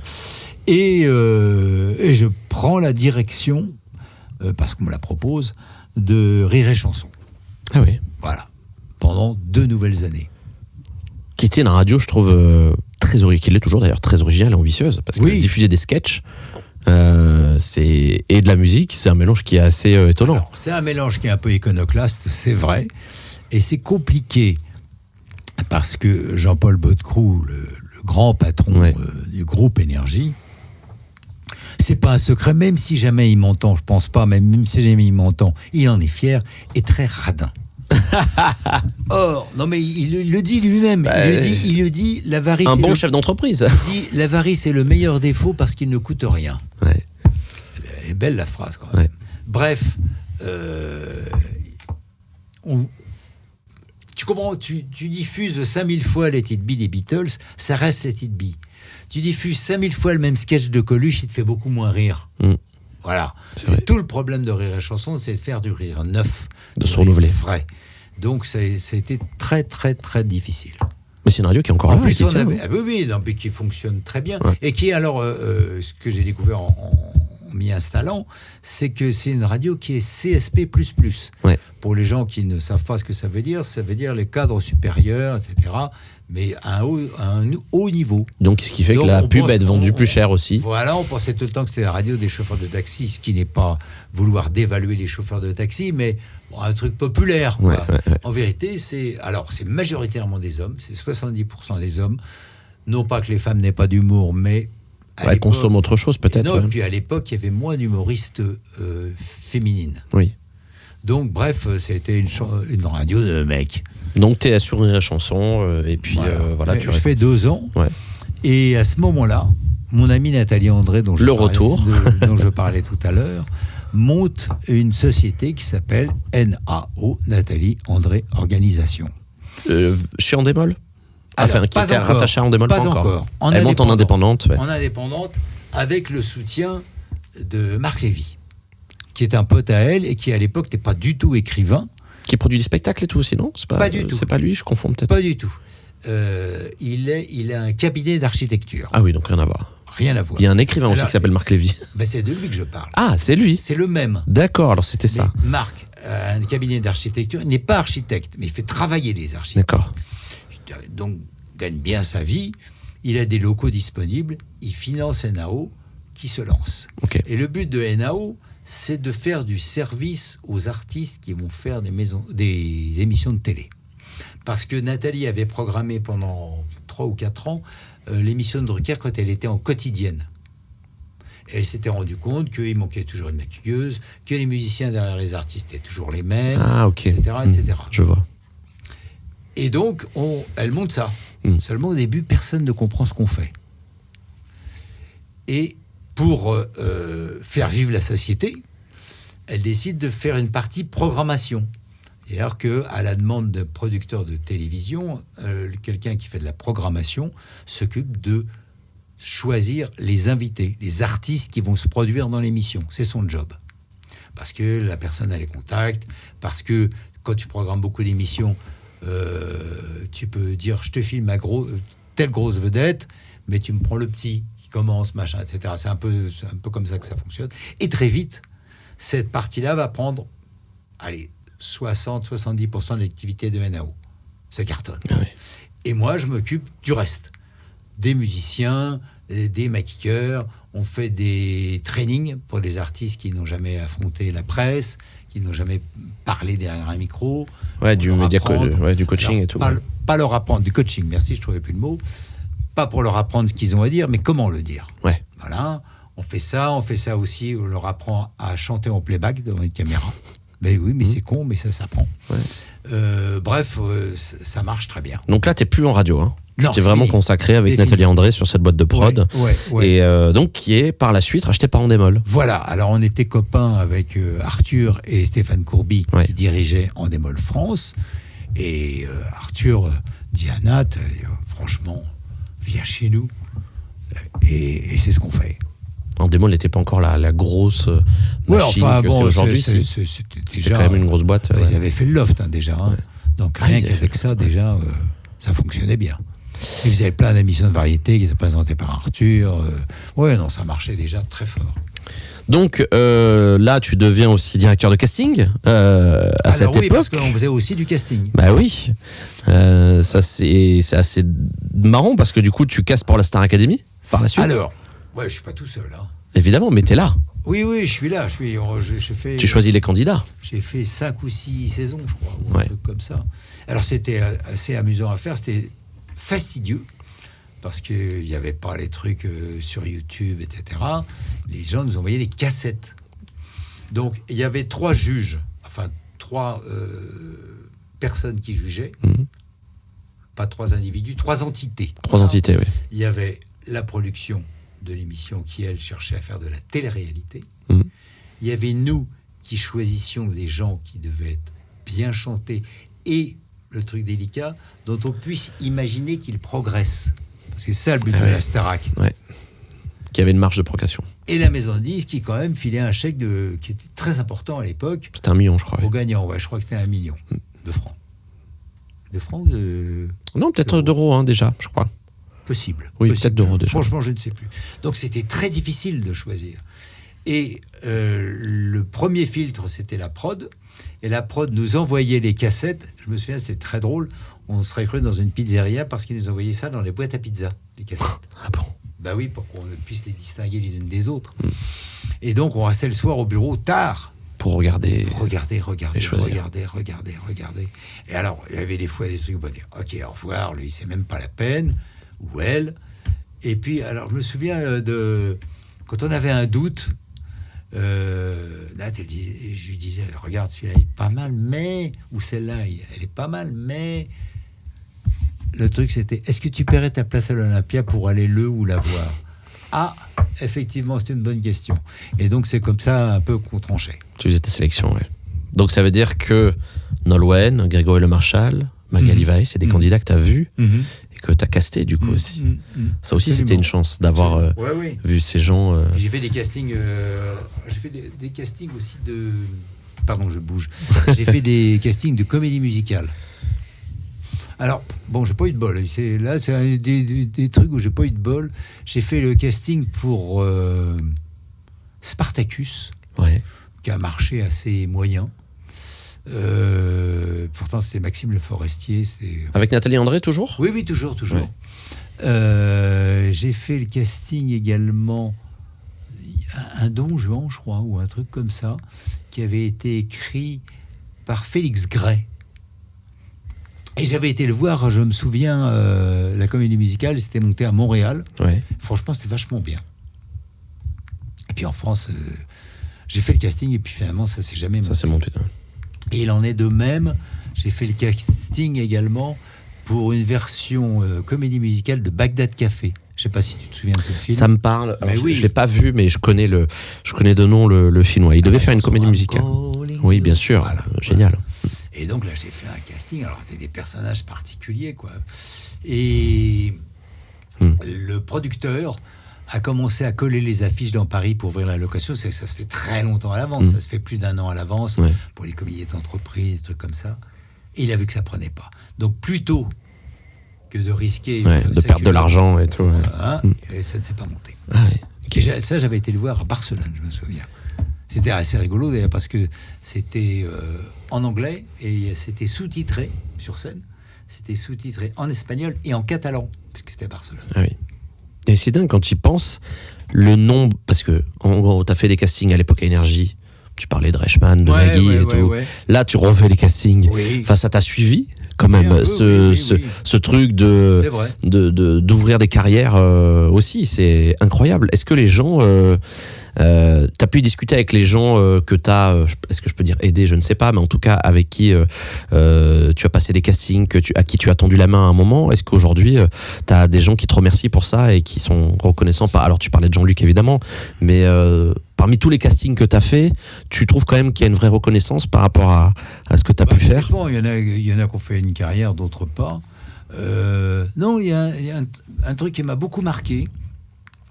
Dans les coachings. Je fais un jour un coaching pour les 113. Oui, le groupe 113 de rap, bien sûr. Voilà. Bien sûr. Et on est en 2002. On est au mois de mars ou un truc dans ce genre-là.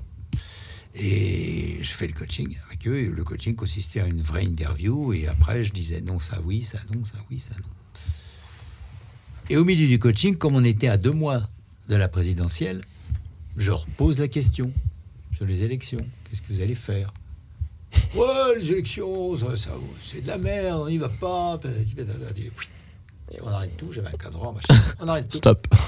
Je dis, les gars, vous avez vendu, à l'époque, ils avaient vendu 400 000 albums. Je dis, vous avez vendu 400 000 albums, donc ça veut dire qu'il y a à peu près au moins 1 million de gens qui vous écoutent. Vous n'avez pas le droit de lire ça. Ah bon, tu crois, de discussion, etc. Bon. 15 jours après, ils ont une demi-page dans le Parisien, dans les pages spectacles. Parisien, journal populaire par excellence. Et fatalement arrive la question sur les élections. Il dit, ouais, c'est important, faut y aller. Je suis très, très fier de moi. Or, on est en 2002 et c'est Jean-Marie Le Pen qui arrive au 2e tour. Ah ouais. Donc là, depuis, à chaque fois que je vois Mokobé, je l'ai encore rencontré par hasard il n'y a pas longtemps. Il fait dodo, respect. Parce qu'il s'est rendu compte que, bon, c'était important. Ouais. C'était important. Je sais que maintenant, il s'intéresse de près à la politique. Ouais. Mais bien. Donc si, quand même, les gens se souviennent, généralement. Ah, mais Mokobé, je vais dire, j'étais sur les... Je venais d'un dîner quelque part vers la plus Clichy, je sais plus, enfin bref, Ouais. un peu loin. Dans Paris. Et je rentre, il fait beau, je rentre à pied avec ma femme. Ouais. Et je passe devant un bar que je regarde comme ça. Et j'entends « Dodo !» Et je regarde les mecs au bar, Mokobé. Et il y avait ses potes avec lui.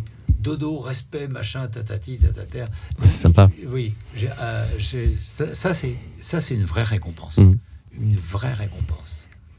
Oui, mais parce qu'on pense pas souvent aux gens qui sont tout en bas et qui parfois ouvrent les premières portes.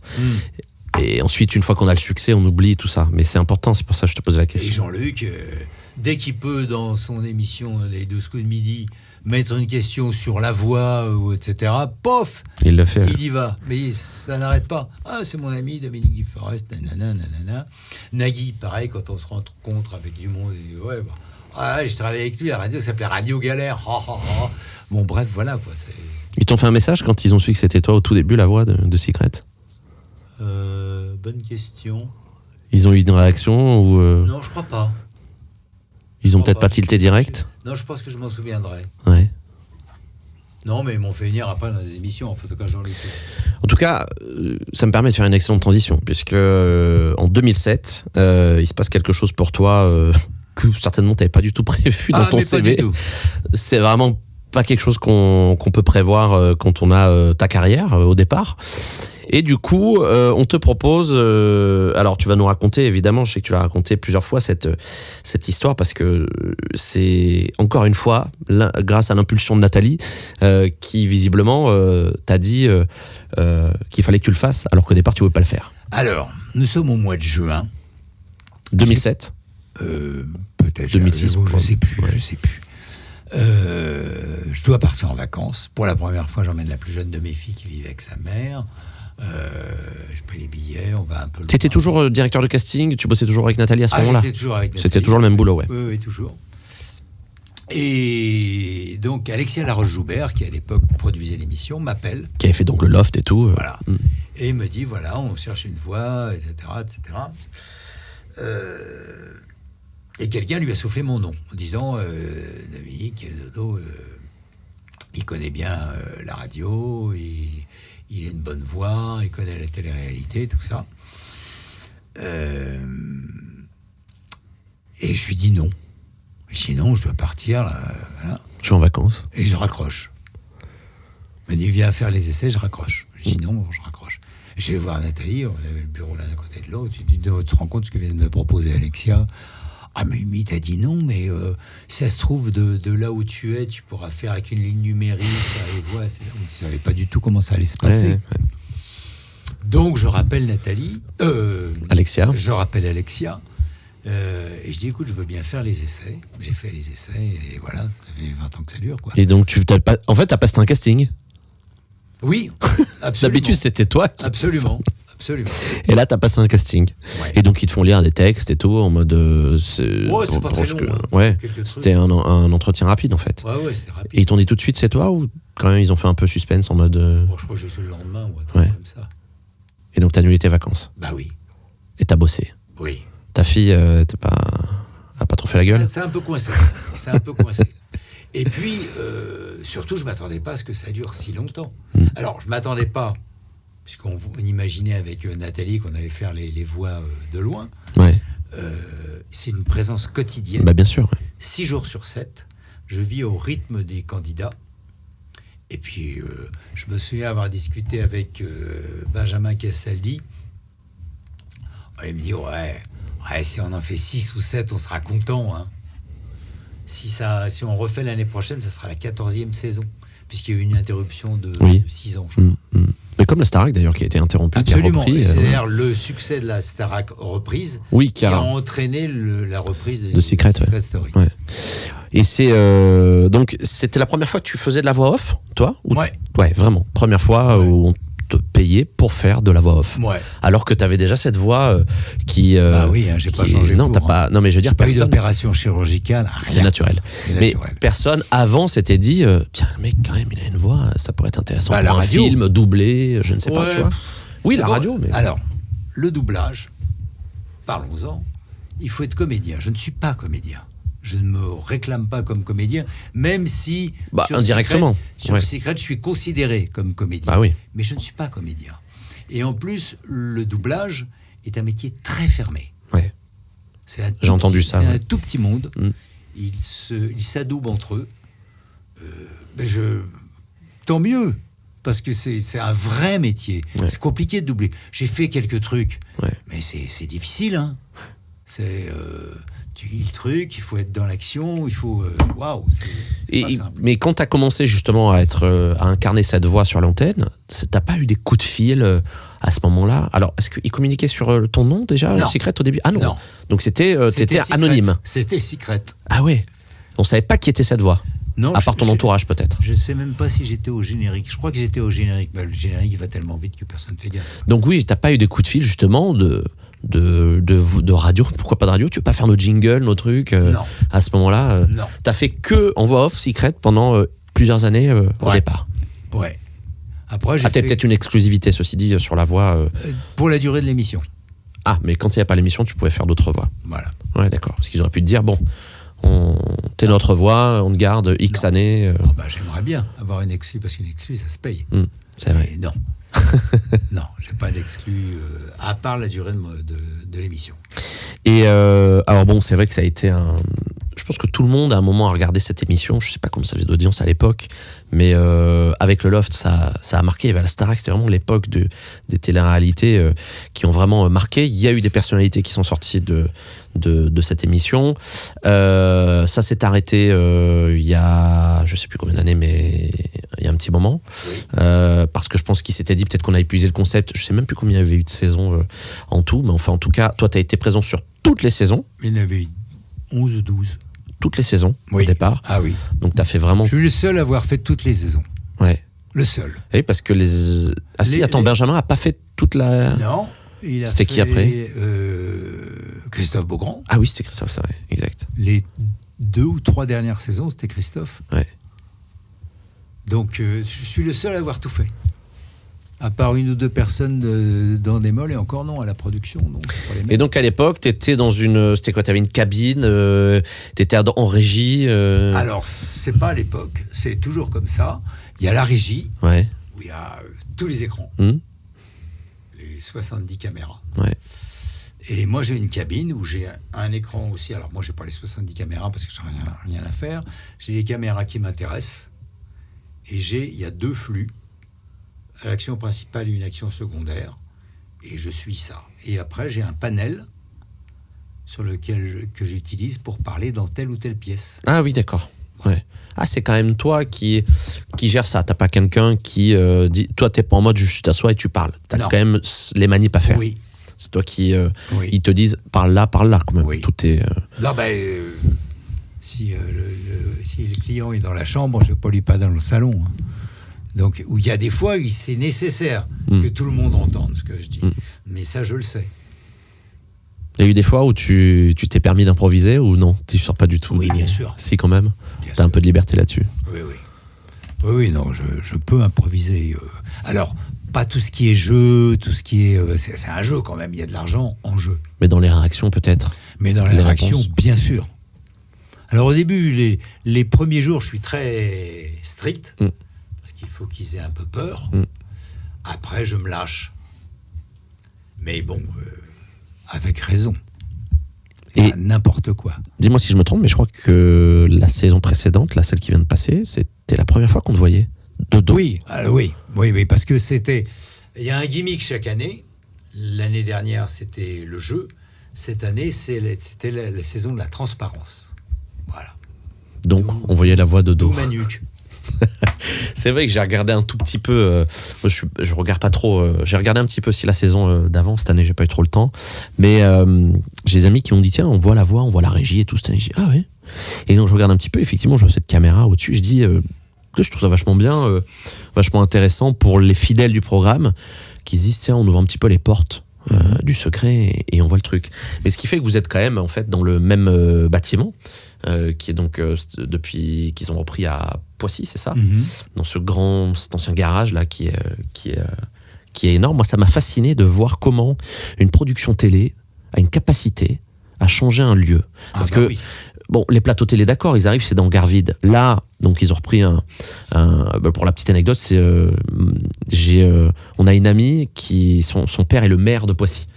Donc on savait que Secret allait s'installer bien avant, puisque la prod avait parlé évidemment au maire de l'intention de faire un tournage là-bas. Et du coup c'était dingue parce que s'installer dans une zone comme ça, quelle prod télé se dirait c'est une bonne idée? Tu vois, pourquoi aller à Poissy et pas à la Plaine Saint-Denis, parce que je crois que ça se faisait là-bas, dis-moi si je me trompe, avant. Tu sais, toi, qu'est-ce qui a fait que... L'argent. Tout simplement. Parce que les studios à la Plaine Saint-Denis sont de plus en plus chers. Et là, ça coûtait moins cher. Et qu'ils étaient peut-être pas sûrs de ce qu'allait donner le programme et pour... Exactement. D'accord. Voilà, tout bêtement. Et ouais, je disais, cette faculté à changer un lieu, parce qu'il fallait créer... oui. Donc moi, je suis aussi à côté passionné donc, d'escape game, d'immersif. Et je trouve ça dingue de voir cette création de décor, d'imaginer ces pièces cachées, parce que l'escape game, c'est que ça. C'est des pièces cachées, etc. Donc c'est là où je retrouve, tu vois, un certain nombre de choses. Est-ce que toi, tu as accès un peu à... Tu te balades un peu avant, ou tu vas juste en mode... Non, je vais toujours visiter la maison avant. Tu vas pas en mode, ok, moi je fais juste la voix et je m'en vais. Ah non, tu peux pas faire ce programme sans être investi dedans, sans être passionné. Je vais être honnête. Si je n'étais pas la voix, je pense que j'aurais jamais regardé ce programme. Oui, bien sûr. Mais à vivre de l'intérieur, c'est passionnant. D'abord parce qu'on est une équipe. Il y en a certains de la technique, etc., qu'on retrouve. Il y en a quelques-uns dans la technique qu'on fait presque toutes les saisons. Donc, on retrouve un esprit. Il y a un esprit Secret. Alors après, on pense ce qu'on veut du programme, je m'en fiche. Moi, j'ai plaisir à le faire. Ouais. Vraiment. Sinon, au moment, ça n'a pas toujours été drôle. Il y a des fois... il y a des fois, c'était long, c'était tard, c'était des journées de 15 heures. C'est plus le cas? C'est un peu moins. Parce que c'est quand même tous les jours encore. Oui, bien sûr, c'est tous les jours. Oui, ça, c'est tous les jours, c'est prenant, il n'y a aucun doute sur la question. Mais c'est... Les candidats... Je ne vais pas dire qu'ils sont meilleurs, mais ils jouent plus le jeu, peut-être. Je sais pas ce qui fait ça. En tout cas, bon, ils n'ont plus d'alcool du tout. Avant, ils avaient un verre par soir de champagne. Mais il y en avait qui ne buvaient pas du tout, donc ils filaient le verre aux autres. Ouais. Tout ça fait que tout ça est mieux cadré. Ouais. Voilà. Tu t'attaches un peu aux candidats, des fois? Alors, pendant le jeu, oui. Ouais. Après, j'ai un peu tendance à oublier. Franchement, il y a des fois... Cet été, on avait un candidat qui s'appelle Ahmed, que j'adorais, parce que il était... pour nous, c'était le candidat idéal. Ouais. Il était parfait. Mais je l'avais surnommé le Alain Decaux de Secret Story. Il savait tout sur l'émission. Tout. C'est un fan? Tout. Mais un fan absolu. Ouais. Souvent, Christophe Beaugrand, juste avant le live, il s'amuse à filmer la foule en selfie avec lui, etc. Il m'a montré une photo un petit film de l'année dernière. Le mec, il est au premier rang. Ah, mais je l'ai vu ce truc, je crois. Ah, mais c'est de lui dont tu parles, d'accord, ok. Ah, mais je vois très bien du coup. Et c'est un mec formidable en plus, ça, il m'aide. Oui. Ah, mais je croyais que c'était un montage, moi, ce truc. Mais pas du tout. Donc il était vraiment fan, il était dans le public. Fan absolu. C'est génial. Et il m'a parlé de candidats que j'avais totalement oublié. C'est fou. En plus, quelquefois, on fait revenir les anciens. Bon. Mais cette année, c'est arrivé, non? Oui, c'est pas un moment où tu as été un peu ému d'ailleurs, je crois. Oui, parce qu'il y a eu un petit moment d'émotion. Il y avait Amélie que j'aime beaucoup. Ouais. Une Belge, parce que l'origine de ma famille est belge. Ouais. Et puis pas que ça, c'était. Donc tu vois qu'il y a des candidats qui t'ont touché. C'était une candidate très attachante, Amélie. Puis il se trouve que j'étais animé un jour un truc à Bruxelles, elle était là, etc. Donc il y avait une attache particulière. Oui. Mais il y en a, alors je ne dirais pas qui reviennent, mais je ne les reconnais pas. C'est fou. Oui, non, c'est pas fou. C'est la chirurgie esthétique. Ah aussi. Aussi. Ah non, parce que j'allais dire, t'as le droit de pas te souvenir après des dizaines d'années de programme. T'as le droit. Mais là, si tu me dis qu'ils ont vraiment changé physiquement, bon. Je dis, c'est qui elle? C'est Machine. Non. Alors je regarde sur Internet, je dis, ah oui. Merde. Il y a eu des changements. C'est rarement de la réussite, de mon point de vue. Oui, ça peut arriver. Ça peut arriver qu'il y a des problèmes, des échecs. Mais bon, après, quand c'est fait, comme on dit, malheureusement. Tu continues d'autres activités en parallèle? Alors, je fais des podcasts. À l'origine, c'est une chronique de radio. Ouais. J'ai eu un jour un type de Suisse qui a une radio rock qui s'appelle Spoon Radio. Ouais. Le type très sympa. On ne s'est jamais vu. Ça fait 7 ans qu'on correspond par mail. J'ai dû l'avoir 2 fois au téléphone. Et il me dit, j'aimerais bien une chronique sur les chansons rock, etc. Et j'ai dit, écoute, avec plaisir. Ouais. Et j'ai regardé ce matin, j'en ai écrit et enregistré 1690. Et du coup, c'est devenu un podcast avec un montage différent parce qu'il n'y a pas la chanson. Ouais. Pour la radio, je fournis la chanson derrière qui est collée. Et pour le podcast, je ne fournis pas la chanson parce que sinon je dois payer les droits d'auteur. Alors déjà que ça ne rapporte pas un flèche, c'est sûr. Je ne vais pas en plus payer les droits d'auteur. Voilà. Donc ça, tu continues. Je continue. Ça s'appelle Rock et Pop Stories. Okay. Et c'est sur toutes les plateformes Spotify, Deezer, Apple Podcast et compagnie. Ok. Et j'ai vu aussi que tu sortais des bouquins, puisque tu peux en parler rapidement tout à l'heure. Tu es auteur aussi, alors dans des styles très différents. Oh, ça fait longtemps que je n'ai pas fait un bouquin. Ça me manque d'ailleurs. Donc c'est toi qui as sorti des livres de blagues, de documentaires, sur Clo-Clo, ce genre de trucs, sur le rock, des bouquins sur la musique, sur la disco. J'ai travaillé avec un type que j'aimais énormément, qui est mort accidentellement, qui s'appelait Gilles Verland. Ouais. Un immense bonhomme, un Belge, encore une fois, qui a travaillé avec Antoine Decaune, etc. Enfin bref, un grand et un très très très bon. Ouais. C'est lui qui m'a poussé à écrire des bouquins. Je ne pensais pas au début. Ok. Et donc j'ai commencé. Le premier bouquin que j'ai fait, c'était Claude François. Donc je pense que c'était en 97, puisque ça s'appelait Claude François 20 ans déjà. Donc forcément. Que j'ai fait tout seul. Après j'ai fait des bouquins avec Gilles. J'ai fait d'autres bouquins tout seul. J'ai fait un Dico du disco. Ouais, j'ai vu ça. Ouais. Et un jour, l'éditeur que j'avais, Jean-Louis Fest-Jens, c'était les débuts d'Internet et j'avais fait des listes. Je recevais des blagues, j'avais fait des listes où je renvoyais les blagues. Et un jour, il m'appelle et il me dit, tu veux pas faire un bouquin de blagues? Je lui dis, ah non, c'est la honte. Je refuse. Et puis, j'ai besoin de pognon. Je l'appelle, je dis, tu veux toujours le bouquin de blagues? Ouais. Allez. Et j'ai fait 7 ans. Ah oui. Et j'ai arrêté parce que j'avais fait le tour. Quand tu te lances là-dedans, parce que quand même, il fallait que j'en écrive. L'idée, c'était une blague par jour. Donc, pour en avoir 365, j'en écrivais 400. Les blagues que je trouvais partout, sur Internet, partout. Et quand tu te lances là-dedans, tu te rends compte au bout d'un moment que ça tourne en rond. C'est-à-dire que les personnages changent, mais la blague est la même. Donc, j'ai arrêté, faute de munitions. Ah oui. Je me suis toujours demandé, il y en a encore des bouquins de blagues qui sortent où effectivement c'est toujours la même. C'est des trucs en plus que tu mets aux toilettes. Généralement, tu poses et puis tu lis ça pendant que tu es aux toilettes. Voilà, c'est rapide. Les miens également. Toi aussi, t'en as dans tes toilettes. Beaucoup de toilettes. Non, mais les miens ont orné beaucoup de toilettes. Ah oui, bien sûr, tout à fait. Oui, non, je pensais que tu disais, j'en ai aussi dans mes toilettes. Je lis mes propres balages. J'ai des journaux dans les toilettes. Tu lis tes bouquins ? Tu les relis, en tout cas ? Non. Si j'ai une recherche musicale à faire, ça peut m'arriver. Ouais. Dico du disco, par exemple, j'en suis servi plusieurs fois. Et tu regardes les émissions ? Ou tu fais la voix ? Ou pas du tout ? Non, ça c'est pas un truc. Non, je regarde. Allez, pendant la saison.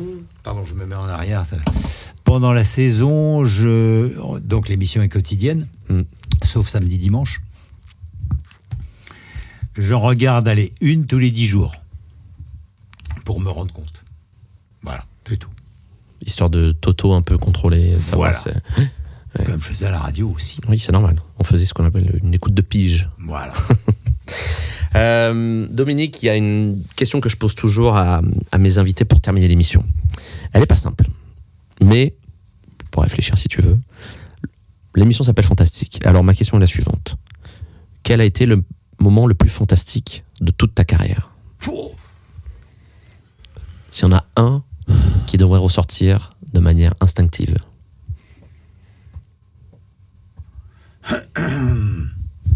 Il y a la manif d'énergie, bien sûr.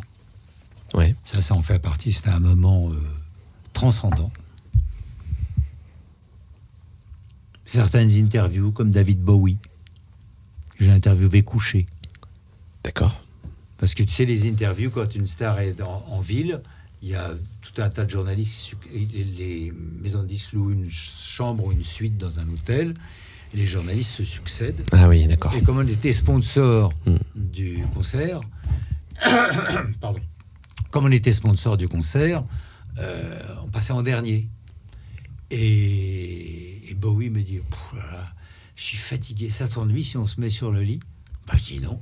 Et nous voilà tous les deux comme des empereurs romains avec le Nagra, c'était encore un Nagra à l'époque, au milieu, et l'interview. Du coup, l'interview a complètement changé de ton. Ouais, bah oui. Ça a été formidable. Qui peut se permettre de dire j'ai interviewé David Bowie dans un lit ? Oui. Donc, c'est vrai. Donc, un moment à détacher, c'est compliqué. C'est compliqué.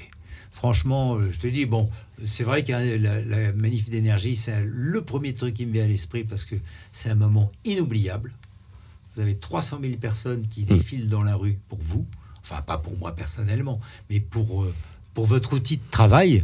C'est extraordinaire, c'est inimaginable. À une époque où le 1er mai, les syndicats ramenaient difficilement 10 000 personnes dans la rue. 300 000 ! C'est fou, hein. Ouais. Donc, alors, chiffre non officiel. Mais à mon avis, 150 000 selon la police et 500 000 selon Max Guazzini. Rappelle-nous pourquoi avait eu lieu cet événement, rapidement. Parce qu'on était menacé d'extinction. Donc la radio, ils voulaient arrêter la radio. La radio était trop puissante au niveau émission. Donc c'est l'État qui disait on arrête. C'était l'autorité de l'époque, l'équivalent de l'Arcom aujourd'hui, c'était la haute autorité, ça s'appelait. Ok. Et je me souviens très bien que Mitterrand était dans un conseil européen en Irlande, le jour où c'est arrivé, et quelqu'un est venu lui dire à l'oreille, parce qu'il faisait très attention à la jeunesse, qu'il se passait ça. Et sa réponse a été « quelle connerie !» Et donc, on a su assez vite, de fil en aiguille, moi j'ai appelé Mourouzi, qui dînait ce soir-là avec Lionel Jospin, qui était Premier ministre à l'époque. Donc, j'ai prévenu Yves. Enfin bref, on a su assez vite qu'on ne serait pas coupé à 6 heures, que les CRS n'arriveraient pas à 6 heures le lendemain matin. Mais comme Max Guazzini avait eu l'idée géniale de lancer cette manifestation, au départ, c'était venu par des comités de lycéens qui, à l'époque, ne revendiquaient que dalle. Ils n'avaient pas connu mai 68, il n'y avait pas encore eu la loi de Vaquet, enfin, ils n'avaient rien. Or, quand tu es ado, tu as envie de te révolter, pour quoi que ce soit. Donc, ça a été un succès phénoménal. Et c'était franchement très bandant. Tu m'étonnes. Beau souvenir. Ouais. Et unique. Oui. Je pense. Merci beaucoup Dominique. Merci. Pour cet entretien Merci de m'avoir reçu. Fantastique. C'était génial de pouvoir discuter de tout ce que tu as fait dans ta carrière. Je te souhaite plein de belles choses pour la suite. Là encore, j'ai oublié des trucs. On refera une émission. Plein de belles choses pour la suite en tout cas. Merci, toi aussi. Et à bientôt. Merci beaucoup. À très vite pour un nouvel épisode de Fantastique. Salut.